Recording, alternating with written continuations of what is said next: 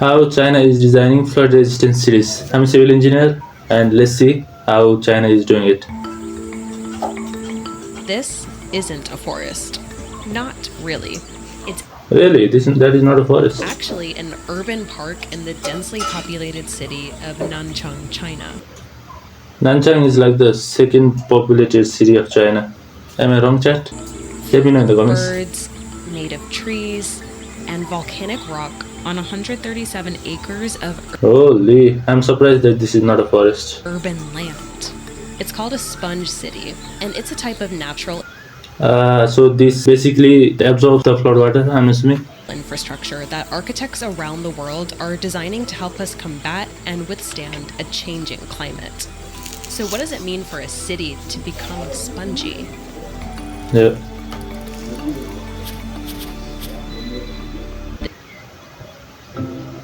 Today, like everywhere else on the globe, cities are feeling the effects of climate change, and they often don't have the right infrastructure to help them survive its impacts. Some neighborhoods in Houston don't have enough trees to provide shade and Holy, don't have enough trees. There is no trees here, bro. There is literally no trees here. Maybe this is that even a tree or like a bush? Otherwise, the trees are empty. relief from rising temperatures. Meanwhile, rising sea levels threaten coastal cities like Holy, and this is a problem in my hometown as well. Not in my home, but close to near my home. Mumbai and Seoul that don't often I'm from Nepal, by the way, not India. have the infrastructure to handle more frequent flooding. This is only made worse by the fact that cities are covered with pavement and other surfaces that can't absorb water. I mean, there are a thing called water absorbing pavements where there are little holes, not exactly holes, but they drain water from the pavement into the drainage, so the flood water gets reduced. But I assume this place doesn't have that technology. Urbanization changes habitats. So when you build on a place, it removes vegetation, it alters hydrologies. That's Dr. Charlie Nylon. He told me that cities play a complicated role in the climate crisis, especially when it comes to maintaining biodiversity. Biodiversity is, simply put, the total number of plants and animals that occur someplace. Biodiversity is one of our main support systems for human life on Earth. We rely on natural ecosystems full of diverse plants, animals, and organisms for essential things like clean water, food, and medicine. And biodiversity is critical to defending the Earth against climate change. We need healthy forests to absorb carbon dioxide from the air and enough native plants for pollinators to help crops flourish. But studies show that as urban expansion continues, it can drive habitat losses that directly put some species in danger, profoundly impacting global biodiversity. Cities have a big impact on what happens locally. Cities capture a significant number of plant and animal species which are native, so that even in cities, there's a significant amount of biodiversity. Which means they can play a role in saving these local plant and animal species. The really important thing to think about is not so much how urbanization reduces biodiversity, but really how in cities you can conserve biodiversity. One way to do this is by creating environments where nature can flourish. Yeah, I thought this is where the narrator was going, and that is it. So basically, the biodiversity is captured elsewhere by the cities. So cities make their own artificial biodiversity. Environments that can also help cities soak up excess water. And that's where sponge cities come in. In Such a cool name. 2015, China launched a sponge city pilot program in 30 cities across the country. The goal of the program was to coordinate the program in 30 cities across the country. The goal of the program was to coordinate and promote the construction of sponge cities, which would improve urban drainage and flood prevention and create a diverse biological environment. Architects did this by supplementing the Holy, this is really in depth. I'm surprised. I mean, I'm not surprised. This is by box, so existing this should be in depth. that relied on concrete pipes and dams with natural solutions, like gardens that are designed to capture rain and native trees that suck up excess water through their roots. That is smart. In China, these ideas were taken from ancient drainage systems. That's because for centuries, Chinese cities actually handled water pretty well, in part because they were built with nature in mind. A study from the scientific journal Water recreated some of these old practices.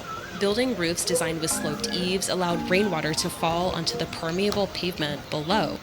Permeable pavement. That I was talking before. The pavement that not soak up water but let water fall down them and into the drainage. And exterior walls were lined with flowers and trees to I mean, the reason why permeable pavements aren't used very often is because they are relatively weaker and cannot handle much load, so they need to be used where heavier vehicles aren't allowed. absorb rain and stormwater.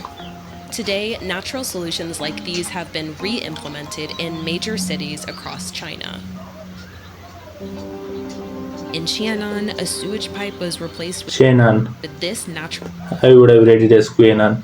infiltration system that uses vegetation beds to purify storm and rainwater. Shanghai replaced concrete roads and sidewalks with this permeable pavement, which is lined with vegetation to absorb excess water into the soil underground. And across Wuhan, dozens of urban gardens like these were planted to absorb water before it overwhelms communities. Okay, how do they absorb? I understand the permeable water thing, but how does this thing absorb water? You didn't tell me that. Most of these projects rely on introducing vegetation in an urban area to soak up excess water. This is a really great way to handle flooding. So is soaking up just by the trees from the roots, or something else is also in play? Like, I know that vegetation is placed so that the intensity or force through which flood water comes gets reduced, because water reduces the flow of water, the speed of flow of water. Is that the same thing here? And it also supports urban biodiversity. Because you're providing habitat for additional groups, plant and animal species. Sometimes you can restore habitats that have been lost. Despite So it's doing both things. First, restoring the biodiversity, and second, consuming the excess these rainwater. benefits, sponge cities can't fix everything.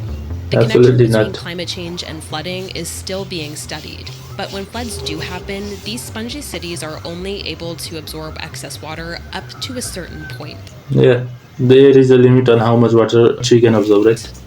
In 2021, sponge city designs in Zhengzhou failed when historic rainfall drenched the city. More than 300 people died Holy shit. from the catastrophic flooding. There are other limitations too. One review of sponge cities in Guiyang New District found that national standards and codes for spongy infrastructure are really difficult to enforce because climate, hydrology, and even socioeconomics are vastly different from one city to the next.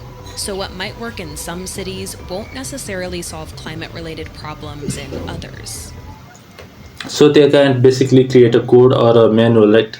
So they can't really say build this sponge city in this manner because there is no code for it. Everything in civil engineering is based on a code. So for building, there is certain codes that you have to comply by. Like, you can't build a pillar that is like 500 by 500 inches. That's just not possible. So there should be some codes to building these sponge cities, but since it varies cities by cities, you can't really do that. I'm assuming that's what he's saying. Plus, ambitious sponge city designs like the sprawling parks built in Holy, it is beautiful. China are expensive and require a lot of space, which most cities don't have. So some US cities experimenting with natural infrastructure like LA and Boston are using the green space they already have by trying things like planting vegetation on curbs and creating green spaces along median strips. I mean, you can see this like, there is New York, right, with a whole garden in between the Billionaires Row or something. But this is kind of cool as well. This is like really implemented in Europe, I think. I visited Spain once, and you can see trees everywhere on the sidewalk. One type of city design certainly won't save us from climate change, but they can make a difference in how we live with it. We often talk about biodiversity like it's far away, but it's actually right there. And I think the more that people understand that the kinds of things they do from where they live, that really matters. People can do things Holy, this is gorgeous, not gonna lie. to change cities. They can do things to make cities different. They can do things to make cities better. I hope you found this video interesting. If you did, leave a like, leave a comment and also subscribe. See you guys on the next video.